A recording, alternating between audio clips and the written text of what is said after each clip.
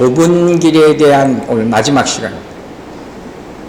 3주간 말씀을 통해서 우리는 어쨌든 실제로는 아니라 할지라도 이 말씀을 통해서 좁은 길을 걸어오고 있어요. 사실 이거 쉽지 않은 말씀이에요.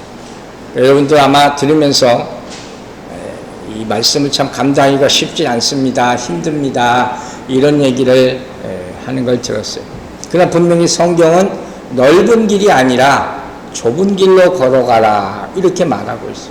또 여러분이 힘들어도 통과하고 있는 모습을 볼 때마다 저는 너무 기쁩니다. 그리고 너무 감사합니다.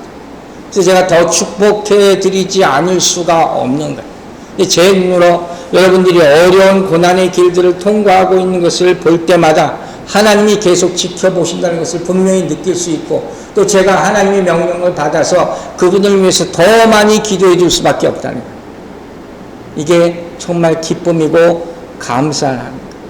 그러면서 다시 한번 돌이켜 생각해 보니까 제 자신도 그렇고 이런 생각이 들었어요. 우리가 살면서 정말 이제까지 예수를 믿기 전이건 믿고 나서건 정말 살다 보니까 너무 넓은 길로만 가려고 그랬다. 너무 편한 길로만 찾아가려고 그랬다. 그랬던 것 같아요, 정말. 그리고 또 뭐예요? 우리가 잘 아는 거. 빠른 길, 숏컷. 빨리 할 수 있는, 빨리 올라갈 수 있는, 빨리 끝낼 수 있는 이런 길로만 가려고 정말 이리저리 두리번거리고 살았다. 그것도 아주 다 눈에 보여요. 또 결과적으로 우리가 안주할 수 있는 곳을 달라고 그렇게 기도하며 살았다. 참 그게 너무 부끄럽다. 여러분, 이 말씀을 들으면서 우리 인생을 분명히 다시 돌아봐야 될 줄로 믿습니다. 적신으로 와서 적신으로 가는 인생인데, 그리스도인의 인생 가운데, 예수님이 가시는 길 가운데 안주라는 단어는 해당되지 않는 거예요. 이 교회 오늘 오신 길은 어땠습니까? 그 생각도 해봤어요. 오늘 비가 많이 오니까 또 아마 유혹이 있었을 거예요, 분명히. 야, 이렇게 비가 많이 오는데 가야 되나 안 가야 되나. 그래서 목사들은 주일마다 유혹에 빠지지 말게 해주시옵소서 기도합니다. 또 이럴 때마다 꼭 누가 또 옆에서 또 유혹을 합니다. 아우, 이렇게 날씨가 안 좋은데 오늘 집에서 그냥 기도하세요. 그런 유혹을 물리치게 되기를 주의 이름으로 축원합니다. 이기고 오신 분들에게 하나님의 축복이 있을 줄로 믿습니다. 여러분, 특별히 교회 오시는 길 가운데 항상 조심해야 될 게, 그 차 안에서 별의별 얘기가 다 나옵니다. 제가 여러 차례 얘기했어요. 그 다른 얘기는 안 할게요. 한마디만 다시 한번 권면하면, 한 주간 나를 지켜주시고 도와주신 하나님, 그걸 서로 나누는 시간이 되기를 주의 이름으로 축원합니다. 그게 정말 믿음의 사람이 가는 좁은 길이에요. 자, 지난주에 이런 얘기를 마지막으로 했죠. 많은 사람들이 이 시리즈, 이 말씀들을 보면서 착각하는 게 뭐예요? 좁은 길로 들어가고 좁은 문으로 들어가다 보면 언젠가는 큰 길이 나오겠지. 고진감래라고. 그 소망이 있어야 될 거 아니에요, 사람들 살려면. 근데 성경이 말하는 건 그게 아니라는 거예요. 시작할 때도, 크리스찬의 삶은 시작부터 좁은 길이에요. 그리고 계속 좁은 길을 가는 것이고, 끝까지 좁은 길을 가는데 이 길을 어떻게 해요? 기뻐하면서 가는 길이라. 여러분, 아멘 되기 쉽지 않죠? 근데 여러분, 우리가 찬송가 191장 찬송 방금 전에 했어요. 뭐라고 그랬어요? 후렴에. 좁은 길을 걸으며 밤낮 기뻐하는 것. 맞습니까? 주의 영이 함께함이라. 여러분, 성령님께서 도와주시기를 간절히 기도합니다. 우리가 그렇게 찬양할 때는 막 그냥 힘차게 했는데 그걸 싹 다 잊어먹으면 안 되죠. 분명히 얘기합니다. 좁은 길을 걸을 때 주님과 동행하면 성령이 도우심을 믿고 기뻐하시기를 주의 이름으로 축원합니다. 이게 진짜 믿음의 삶이에요. 그런데 안타깝게도 성경을 보면 이 주님의 제자들은 이 주님이 가시는 길을 이해하지 못했다고 했잖아요. 요한복음 13장 볼게요. 13장 36절. 시몬 베드로가 이르되 주여 어디로 가시나이까? 이 말이 참 중요한 말이에요. 주여 어디로 가시나이까? 예수께서 대답하시되 내가 가는 곳에 내가 지금은 따라올 수 없으나 후에는 따라오리라. 미리 생각해보면 어떻게 해요? 베드로가 언제 따라온다는 거예요? 성령 받고 나니까. 그 전까지는 3년 반을 쫓아다녔어도 예수님의 길이 어디로 가는지 몰랐다는 거예요. 여러분 항상 생각해야 돼요. 주여 어디로 가시나니까 여러분 이젠 알죠? 어디로 가십니까? 죽으러 가시는 거예요. 십자가로 가시는 거예요. 그러면 우리는 어떻게 해야 돼요? 우리도 주님의 가신 길을 따라가라는 게 성경의 말씀이에요. 우리의 문제와 갈등은 뭐냐? 다 남들에게는 그 길로 가야 됩니다. 말하고 설교하고 선포하고 다 그러면서도 나와 내 자족까지 주위 사람들은 그 길을 가기를 거부하는 그 모순 가운데 있다는 거예요. 이게 우리 신앙의 문제, 우리 신앙의 갈등이에요. 끝까지 해결하지 못하고 나는 죄인입니다. 마지막에 이거밖에 못하는 거예요. 이 모습을 탈피하게 되기를 간절히 기도합니다. 여러분 그럼 이제 물어보세요. 과연 왜 우리가 이 길을 가야 되느냐? 왜 좁은 길을 가야 되느냐? 이 시리즈의 마지막이에요. 답은 간단하죠. 우리 다 알잖아요. 예수님께서 이 길을 걸어가셨기 때문에. 여러분 그리스도인이 맞습니까? 아멘입니까? 그럼 여러분 제자입니까? 제자 되시기 바랍니다. 그리스도인 플러스 제자가 되라는 거예요. 제자, 디사이플은 뭐예요? Follower of Jesus. 예수님의 행로를 따라가는 사람, 예수님이 걸으신 길을 그대로 따라가는 사람이 제자예요.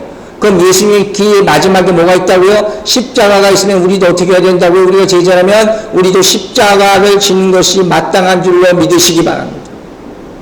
주가 걸으신 길은 분명히 고난인 길이에요.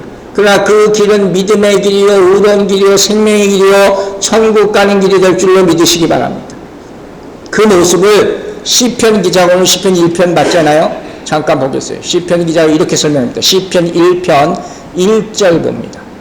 복 있는 사람은 악인들의 꾀를 따르지 아니하며 죄인들의 길에 서지 아니하며 오만한 자들의 자리에 앉지 아니하고. 자, 그 다음 마태복음 우리 본문 7장 13, 14절 다시 보세요.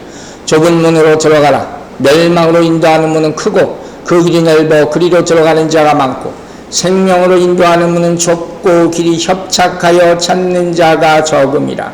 결국 시편 1편과 이 마태복음 7장 13, 14절이 똑같이 일맥상통하는 말이에요. 결국 일맥상통하는 말이에요. 자, 먼저 시편 1편 1절에 나오는 사람들을 보면 뭐예요? 악인, 죄인, 오만한 자들. 그죠? 악인들, 죄인들, 오만한 자들 다 복수형을 썼어요. 이들이 대부분 다수라는 거예요. 그걸 마태복음에서는 뭐예요? 넓은 길로 가는 사람, 멸망으로 가는 사람, 이렇게 똑같이 일맥상통하는 거예요. 반대로 좁은 길을 가는 사람 뭐라고 했어요? 의인의 길, 생명의 길로 이 사람들이 가게 될 줄로 믿습니다. 이 시편 1편은 사람을 딱 두 사람으로 가르는 거예요. 성경은 처음부터 그래요. 창세기부터. 시편은 뭐라고 그래요? 의인의 길과 악인의 길로 가는 거예요. 여러분 어디 있어요? 의인의 길에 있기를 주의 이름으로 축원합니다. 이걸 보면 시편 1편 6절에 그 결과가 나와 있잖아요. 자, 간단하게 아주 단순하게. 무릇 의인의 길은 어떻게 돼요? 여호와께서 인정하시나 악인들의 길은 어떻게 돼요? 망하리로다. 여러분의 인생의 마지막에 살아온 모습들이 하나님이 인정받게 되기를 주의 이름으로 축원합니다. 이거 이상 축복이 없잖아요. 어떻게 의인의 길은 하나님의 인정을 받고 풍성하고 악인의 길은 망하게 되느냐? 그 사이에 3절과 4절의 이유가 나와 있어요. 시편 1편 3절 4절 보세요. 그는 의인이에요. 시냇가에 심은 나무가 철을 따라 열매를 맺으며 그 잎사귀가 마르지 아니함 같으니 그가 하는 모든 일이 다 형통하리로다. 의인이에요. 악인은 뭐예요? 악인들은 그렇지 아니하며 형통하지 않다는 거예요. 그럼 어때요? 오직 바람에 나는 겨과 같아 한번 불면 쓱 없어진다. 믿음이라는 게 없는 거예요. 즉 의인의 삶엔 뭐가 있어요? 열매가 있어요. 열매는 뭐예요? 영생의 열매. 여러분이 구원과 영생의 열매를 다 받게 되기를 주의 이름으로 축원합니다. 그 사람이 의인이에요. 그러나 악인의 삶은 뭐예요? 바람에 나는 겨와 같더라. 남는 것이 하나도 없고 마지막 죽기 전에 어떻게 돼요? 회한 삶의 회한만 나요. 내가 어찌 이렇게 살았을까? 그리고 망하는 길, 사망의 길로 간다. 성경이 분명히 이렇게 말하고 있는 거예요. 자, 그럼 여기서 아주 중요한 말이 나왔죠. Blessed 하는 시편에 나오는 말이에요. 복이라는 거예요, 복. 우리가 정말 그렇게 구하는 복. 우리 올 때 우리 집사님하고 잠깐 그 복에 대해서 말했지만, 우리가 항상 안타깝게 생각하는 게 뭐예요? 맨날 그 기복적인 거, 그것만 구하는데 성경 핵심은 그게 아니라 그랬잖아요.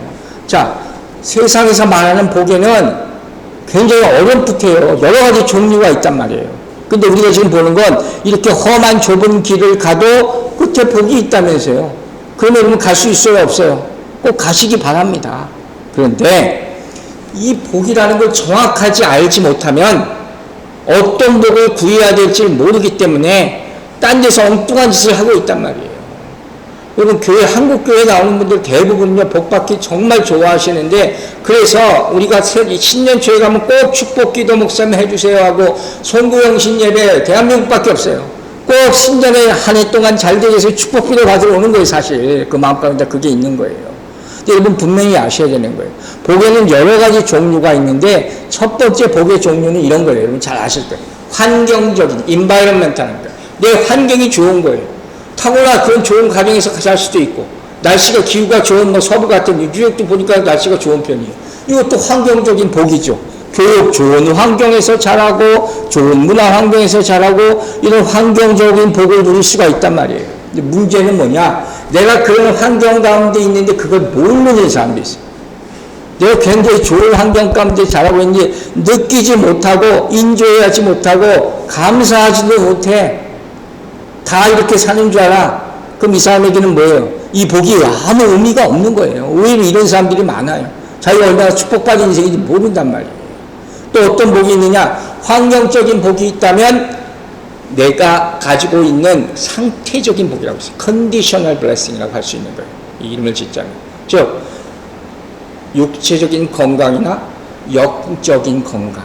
이게 얼마나 건강합니까? 여러분 항상 돌아봐야 되는 거예요. 내 정신과 육체의 건강 상태. 내가 항상 머리가 맑은가, 몸이 아픈 데는 없는가, 내 삶의 애티튜드, 자세도 마찬가지인 거예요. 그것이 똑바로 되어 있는가, 이게 또 이것에 따라 내 인생이 좋고 나쁘가, 이게 판단을 할 수가 있는 거예요.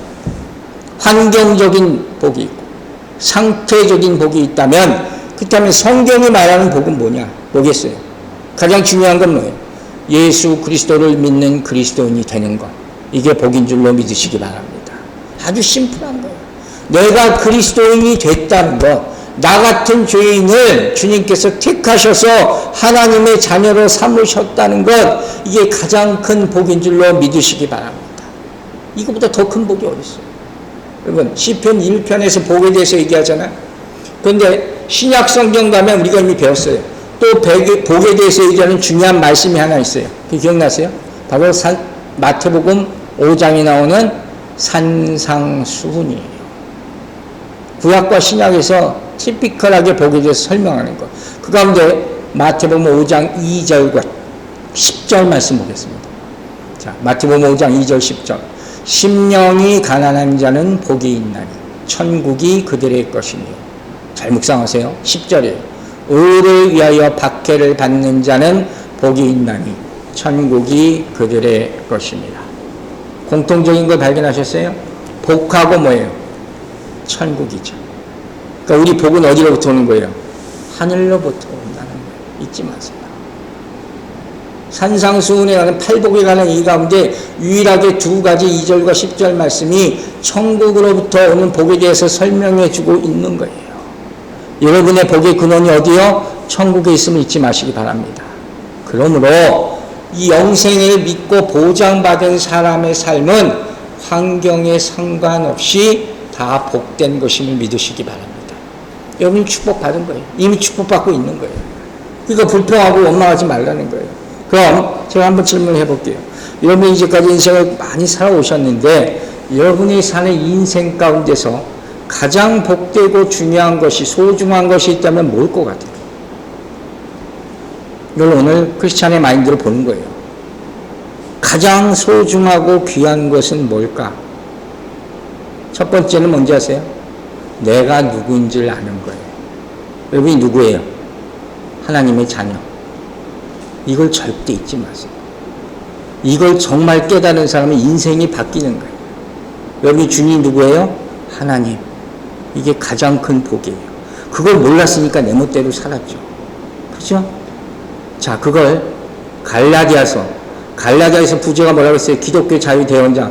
갈라디아서 2장에서 유명한 암송구절 있죠. 2장 20절에서 바울 사도가 나는 누구입니까를 이렇게 설명해요. 자, 함께 읽겠습니다. 시작. 내가 그리스도와 함께 십자가에 못 박혔나니. 여러분 못 박혔습니까? 나는 십자가에 누구예요? 십자가에 못 박힌 사람임을 잊지 마세요. 그 다음에 뭐예요? 그런즉 이제는 내가 사는 것이 아니라 누가? 오직 내 안에 그리스도께서 사는 것이다. 나는 누구예요? 내 안에 그리스도께서 주인 되시는 사람을 믿으시기 바랍니다. 믿으시죠? 그 다음에 뭐예요? 이제 내가 육체 가운데 사는 것은 나를 사랑하사 나를 위해 자기 자신을 버리신 하나님의 아들을 믿는 믿음 가운데서 사는 것이다. 믿으시면 아멘 하시기 바랍니다.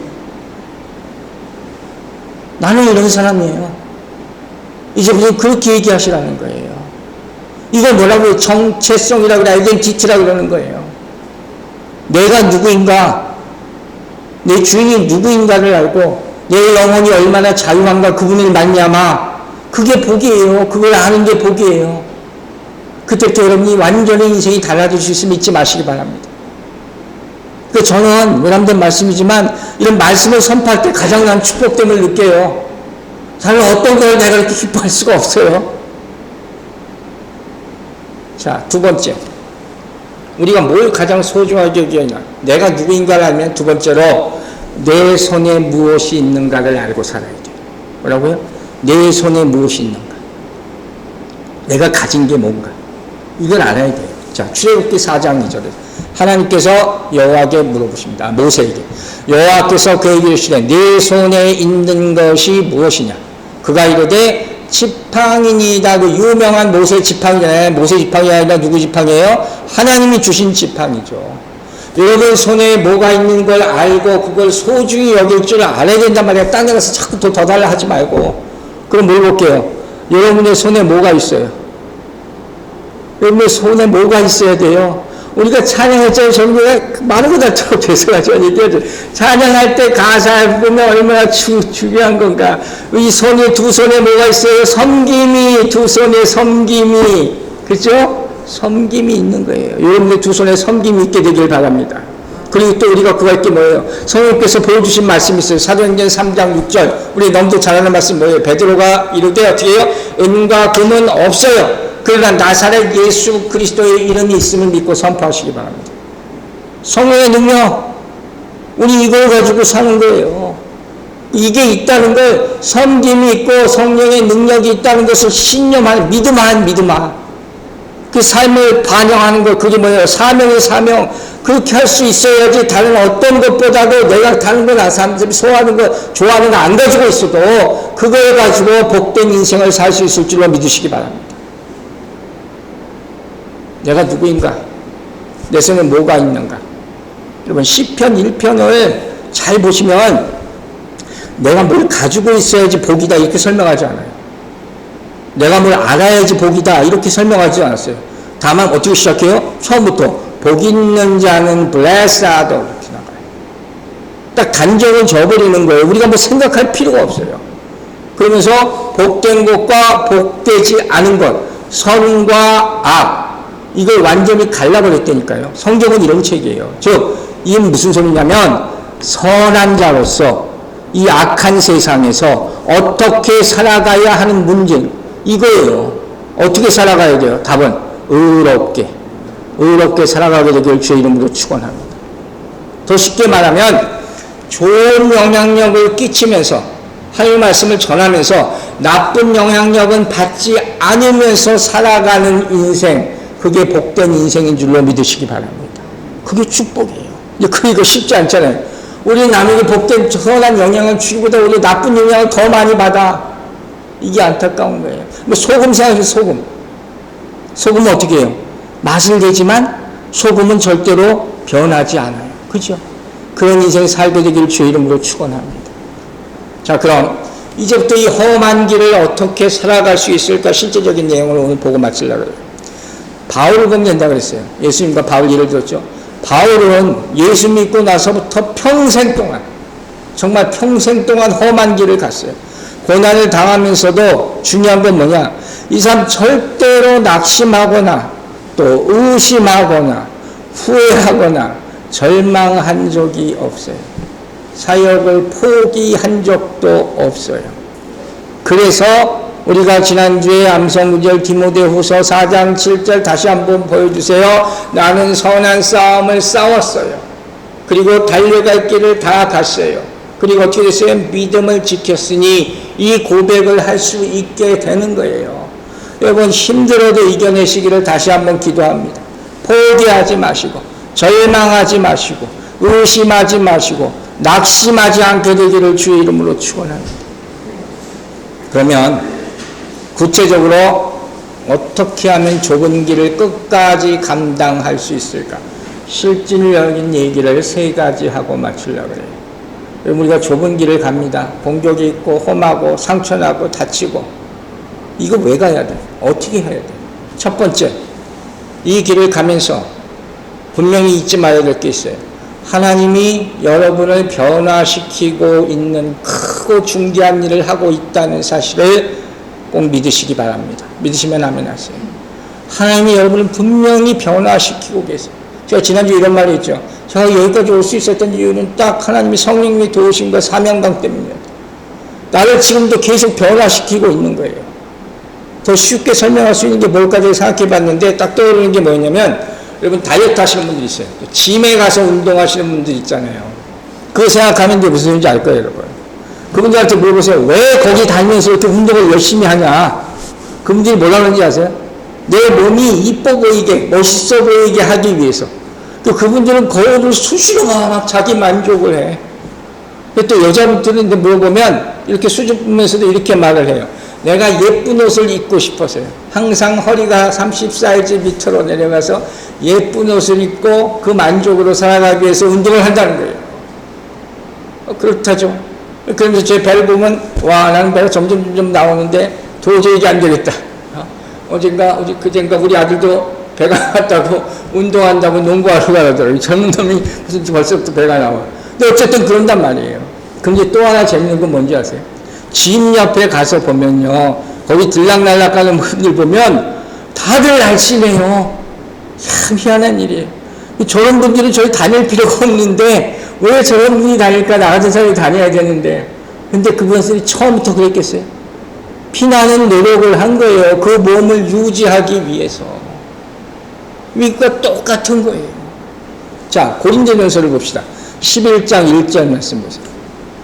내가 그리스도를 본받는 자가 된 것 같이 너희는 나를 본받는 자가 되라. 어떻게 보면 굉장히 건방진 말일 수 있다고 그랬잖아요. 근데 여기서 중요한 것은 너희는 나를, 바울을 본받으라 하는 말이 아니라 그 앞에 있는 말이에요. 내가 그리스도를 본받는 자가 된 것 같이. 이게 먼저라는 거예요. 바울이 이렇게 살았다는 거예요. 이렇게 얘기하는 게 부끄럽지 않다는 거예요. 그럼 여러분, 그리스도를 본받는다는 게 뭐예요? 그 핵심이 뭐예요? 자, 성경에 얘기해줘요. 디모데후서 3장 12절. 무릇 그리스도 예수 안에서 경건하게 살고자 하는 자는 예수처럼 살고자 하려면 어떻게 해요? 박해를 받으리. 이거 필수예요. 미안한 얘기지만 필수예요. 박해 없이 예수 그리스도를 쫓아갈 수 없다. 그런데 이걸 어떻게 감당했냐고요? 자, 고린도후서는 사도 바울의 개인적인 스토리가 쭉 나와 있죠. 1장 9절 봅니다. 우리는 우리 자신이 사형 선고를 받은 줄 알았으니 다 죽게 됐다는 거예요.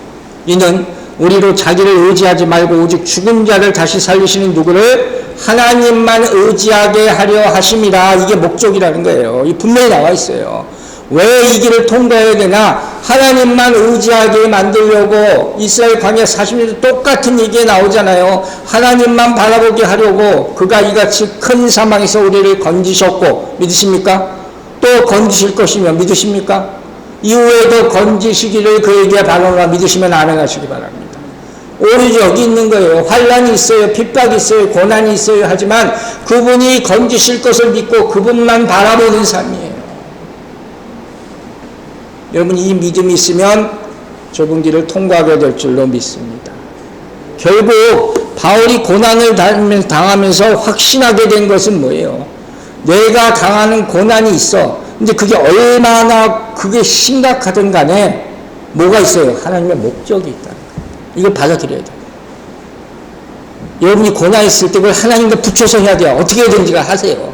왜 나는 이런 고난을 당하냐 하면 이건 안 돼요. 하나님이 왜 고난을 억지로 주시겠어요? 하나님이 고난에는 이유가 있단 말이에요.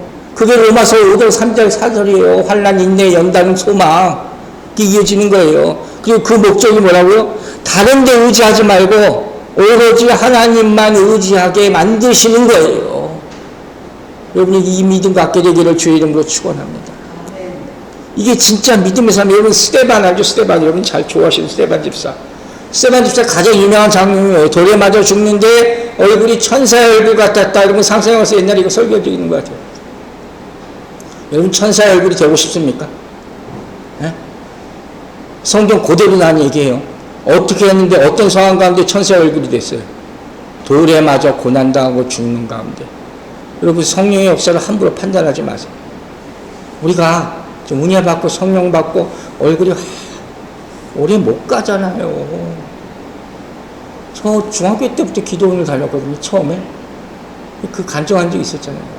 갔다 오니까 사람들이 일주일도 못 가. 왜? 내 영혼이 아직 온전치 못하기 때문에. 내 영혼이 온전치 못하기 때문에. 하나님만 바라보시기 바랍니다. 고난 가운데 믿음의 여러분을 지키실 때 여러분이 정말로 천사의 얼굴을 끝까지 하게 될 줄로 믿습니다. 이거 우리 소망이에요. 우리 소망. 자, 첫 번째 어떻게 한다고요? 하나님 우리를 변화시키고 계시다. 두 번째, 목적의식이 있어야 돼. purpose. 목적이 있어야 되는 거예요. 좁은 길은 아무나 못 가요. 절대 못 가요. 뚜렷한 목표가 있는 사람만 그 안으로 들어갈 수 있는 거예요. 왜 고생을 사서 합니까? 그냥 편하게 살면 되지. 왜 이 좁은 길을 가겠다고 합니까? 옛날에 한국에서 그 형사들 나오는 수사물, 수사반장 이런 거 있잖아요. 그거 보면 제가 기억이 나는 게 형사들이 항상 밤에 차에 타서 잠복 근무를 해요. 꼭 그런 장면이 나와요. 빵 먹으면서. 얼마나 힘들어요. 그 이유가 뭐예요? 왜 밤에 차에 들어가서 밥도 먹으면서 잠복 근무를 해? 범인을 잡기 위해서. 이게 뭐예요? 목적의식이 목적의식. 자, 오늘 본문이 나오잖아요. 마태복음 7장 14절 다시 보여주세요. 7장 14절 뭐라고 했어요? 생명으로 인도하는 문이라고 그랬잖아요. 그냥 좁은 문이 아니에요. 좁고 협착한 힘든 문이 아니라 생명으로 인도하는 문이기 때문에, 즉 좁은 문을 택한 사람은 분명히 거기에 생명이 있다는 것을 알기 때문에, 믿기 때문에 고통스럽지만 그 길을 가게 되는 거예요. 여러분도 이 믿음으로 가게 되기를 바랍니다. 이걸 다른 말로 뭐라 그러냐면 주를 향한 열심이다. Passion for Jesus. 주를 향한 열심이 여러분에게 있어야 돼요. 저 끝에 주님이 계시다. 이것만 바라보는 패션이 있어야 된단 말이에요. 이 얘기가 뭐냐면, 여러분 이미 배웠어요. 좋은 진주를 찾은 그 진주 장사 얘기 비유해서 봤잖아요. 그 좋은 진주를 찾아내는 진주 장사가 그 좋은 진주를 발견하자 어떻게 됐어요? 내 전 재산을 다 팔았어. 여러분 그럴 수 있어요. 저기 예수가 있어. 그럼 난 저 예수를 붙잡기 위해서 모든 것을 바칠 수 있게 되기를 주의 이름으로 축원합니다. 이 사람이 좋은 길을 걸을 수 있는 거예요. 나를 변화시킨다는 걸 믿고, 또 목적의식을 가지고, 세 번째 또 한 가지 어떻게 하면 좋은 길을 걸을 수 있느냐. 자족, self-sufficiency. 자족 잘하죠. 바울의 인생은 아까 얘기했잖아요. 평생 험한 예수 믿고 나서부터 고린도서 11장에 쭉 나온단 말이에요. 그런데 정말 감동받는 것은 이 사람이 조금도 투덜대거나 원망하거나 불평하지가 않아요. 그래서 저도 이런 분들 보면 제일 존경스럽고 감동해요. 분명 힘들고 사는 것 같은데 저 사람은 자기 삶에 대해서 불평이 없어. 왜 그럴까? 도대체 이유가 뭘까? 좀 그런 걸 궁금해하세요. 자, 어떻게 그럴 수 있을까? 빌립보서 4장에 답이 있어요. 11절 13절. 내가 궁핍함으로 말하는 것이 아니라 어떠한 형편에든지 어떻게 해요? 나는 자족하기를 배웠노니 내게 능력 주시는 자 안에서 내가 모든 것을 할 수 있느니라 믿으시면 아멘 하시기 바랍니다. 이게 얼마나 중요한 말씀인지 알겠죠? 삶에서. 이거 말씀을 적용 안 하면 막 끝이에요. 어떻게 저 사람 가진 것도 없는 것 같은데, 저 힘든 인생을 사는 것 같은데 뭐 이렇게 불평을 안 해. 왜? 내게 능력 주시는 자가 있기 때문에 믿으시기 바랍니다. 내가 아무것도 없는 것 같아도 인생이 힘들어 보여도 예수가 있잖아요. 그걸 가지고 사는 사람이 승리하는 사람이 되는 거예요. 그런데 제가 또 한 번 생각해 봤어요. 아무리 그래도 그래 다 잘 믿는다, 잘 믿어. 그래도 고난 가운데 하나님을 만나고 연단되고 변화되고 천국의 소망을 갖고 해도 그렇게 힘들다가 살다가 죽는 사람도 많잖아. 그냥 그럼 뭐야 그게 인생이. 좀 멋있게 한번 좀 잘 되고 나서 봐야지. 거기에 대해서 바울 사도가 또 답을 줘요. 자, 고린도후서 4장 16절 17절. 그러므로 우리가 낙심하지 아니하노니 우리의 겉사람은 낡아지나 우리의 속사람은 날로 새로워지도다. 믿습니까? 우리가 잠시 받는 환난에 경한 것이 지극히 크고 영원한 영광에 중한 것을 우리에게 이루게 함이니 믿으시면 아멘 하시기 바랍니다. 여러분, 겉사람은 다 낡아져 우리 다 늙잖아요. 그러나 속사람은 새로워질 줄로 믿으시기 바랍니다.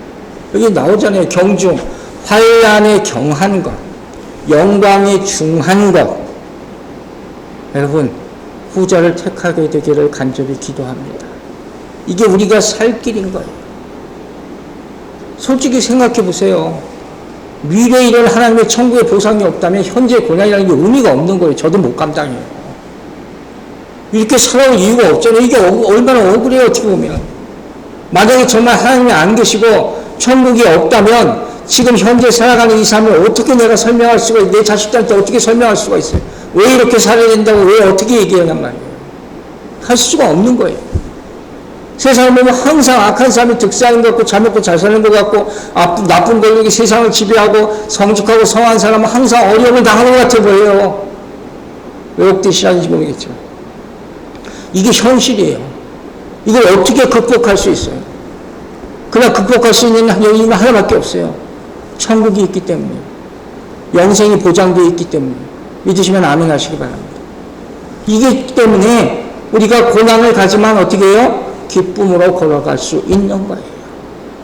이걸 결정적으로 바울 사도가 로마서 8장에서 얘기해요. 로마서 8장 18절 중요한 말씀입니다. 함께 읽겠습니다. 시작. 생각건대 현재의 고난은 장차 우리에게 나타날 영광과 좋게 비교할 수 없도다.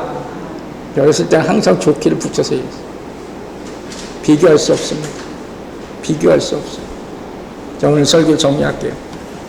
여러분, 모든 일은 길 위에서 이루어진다는 말이 있죠. 그래서 우리를 인생길이라고 하는 거예요. 우리가 이 시리즈 말씀을 보면서 깨달아야 될 것이 있어요. 엄밀한 의미에서 이 세상에 있는 넓은 길, 좁은 길, 수만 가지 길이 있지만 그거 다 의미가 없어요. 결국 이야기는 뭐냐? 길이 넓건 좁건 내가 가야 될 길은 어디라고요? 좁은 길이에요. 그렇게 생각하는 거예요. 잠깐 생각해 보세요. 여러분의 이제까지 인생길은 어떤 길이었나? 어떤 길을 걸어왔습니까? 앞으로 어떤 길을 걸어갈 겁니까?